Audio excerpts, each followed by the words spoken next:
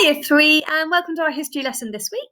So last week we started thinking about Viking family life, the Viking longhouses. We started thinking a bit more about the fact that actually not all Vikings were barbaric and evil and vicious.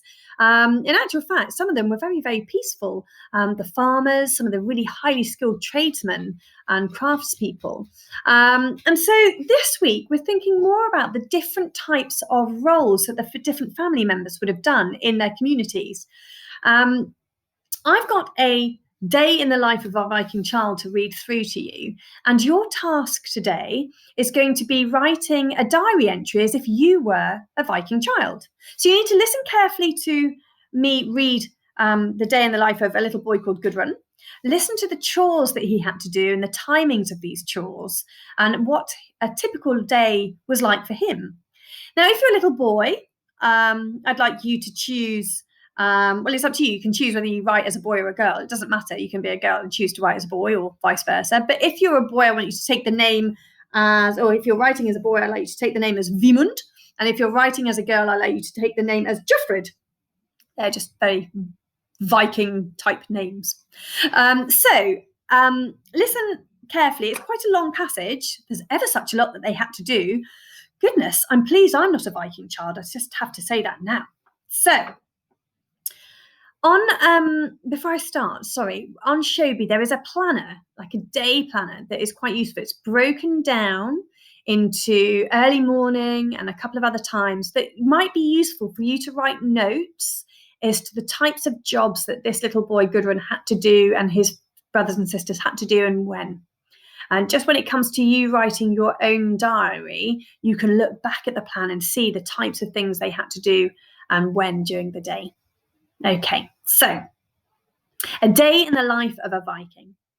Hello, my name is Gudrun.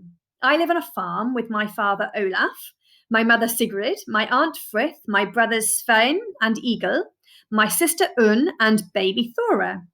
My cousin Harold also lives with us. He and his mother came to live with us after my uncle was killed in a place called Jorvik, far away to the west. We also have a thrall. You would call him a slave. The thrall helps on the farm. His name is Thord, and he used to be a neighbour of ours until he lost all of his possessions and couldn't pay anyone he had borrowed money from. So he was given to us as a thrall at the thing, well, you might call it a court, as he had borrowed food and money from us. Because we are free people and have our own farm, we are called carls. Oh, today I am very tired. We were up very late last night because it was the ceremony of Frey. He is the god of new life, and we always have a feast for him at planting time. We have a statue of him that gets decorated with lots of flowers and carried through several villages.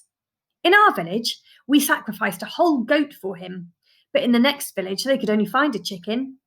That means our crops will be much better than theirs this summer. I'm glad I don't live there. Even though we were up very late, we still have to get up at sunrise.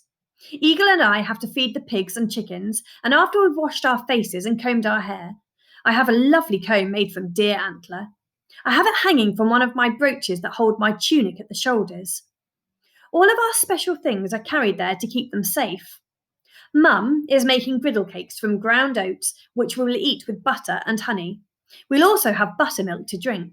It's still very cold, so I have my lovely warm cloak to wear over my dress and tunic. After breakfast, I'll help Mum milk the cows. We grow and make everything that we need on our farm. I've heard that you have places called shops where you can buy everything you want. But here in our village, we've nothing like that at all. We have to make everything ourselves. I will use some of the milk to make butter. We pour the milk into a tall, thin barrel, and then I have a special stick which I thump up and down for ages until the butter starts to form in the milk. Any milk that isn't turned into butter we call buttermilk, and that's what we drink. Eagle is supposed to help you with this, but sometimes slips out when Mum isn't looking and goes off down to the stream to sail his boats or fight great battles with his friends.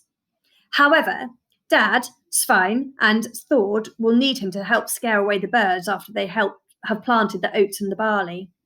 The birds would eat all our seed and leave us with nothing to eat if we didn't chase them away. Next month, Eagle and I will have to weed the crops to make sure that the seedlings get enough light and water to grow. Now it is well after midday. I've heard that you have a meal normally at this time. We don't. There's still loads of work to do. I have to grind the few remaining ears of oats and barley that we have left from last year to make flour. I have 2 round flat stones to do this. The top stone has 2 holes in it.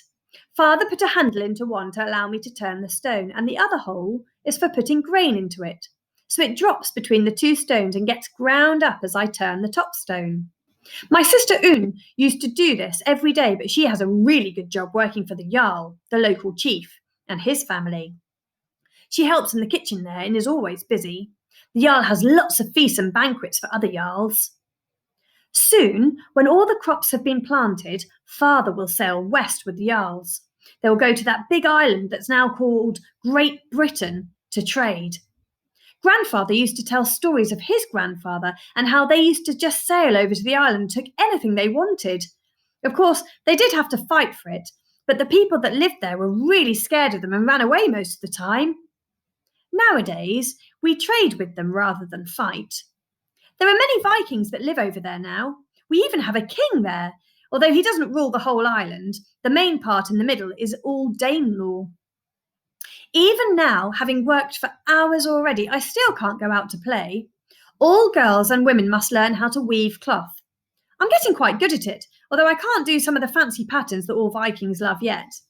We have used all the wool that we clipped off our sheep last summer and spun it into a yarn. Now we use a loom to turn it into fabric. Sometimes the fabric is used for clothes, sometimes it is used for blankets, and sometimes it's used for sails for the boats. We use lots of bright colours. For the colour red, we use the root of the madder plant. For blue, we use the leaves of the woad plant. For green, we use club moss, and for yellow, we use a plant called Dyer's rocket. Aunt Frith has just finished weaving a sail for the brand new boat that my cousin Harold is building with the shipwright. The Jarl will be using it when he and Father sail to Great Britain this year. They'll be back in time to harvest. I think Harold will probably be going with them for the first time this year. He's really looking forward to it. He struts around the village now, showing off his new trousers. All the young men think they're very fashionable because they're really tight, but all the old men just laugh at the teenagers and they think they look ridiculous. Soon, Mother will begin making the evening meal. We'll be eating boar tonight. Father caught it 2 days ago and I can't wait. I love the taste of boar. We'll be eating with some of last year's turnips that have survived the winter. It'd be really nice to have some berries to put with it, but they're all finished now. It'll make a nice change to have some meat for dinner. Most of the time, we just eat vegetable stew, but we sometimes have chicken, pork from our own pigs, or occasionally beef. We usually eat these in the autumn because we don't always have enough fodder to keep our animals alive all winter. Tonight will be fun. Sven has made himself a new flute, so he'll be playing alongside Harold and we'll have some music. And Eagle and I are learning how to play Helfnal. It's a bit like your chess. I can usually beat Eagle, but I've never won against Sven. He's really good at it and sometimes beat the older men. Thord will be busy making and sewing on new soles for our shoes. They have to be replaced very frequently, but rather than throw out the whole shoe, we just put new soles on them. Father will be relaxing. He spent a lot of evenings making, mending and sharpening all the swords and knives, and now he is ready for his trip across the sea. We'll go to bed quite early because there's a lot of work to do tomorrow. So that was a really long piece of text. It's 3 pages long. But from that, I hope you get a bit of an idea about the types of things that the Viking children would have had to do. They worked most of the day and they got to play afterwards. So your task, it's listed on Shobi, is to write a diary entry as if you were a Viking child. And what would your day entail? Okay, don't forget to use the plan to jot down some of your ideas. Have a look on there as Gudrun's day and you can pick out the tasks that he had to do. I look forward to seeing your diary entries.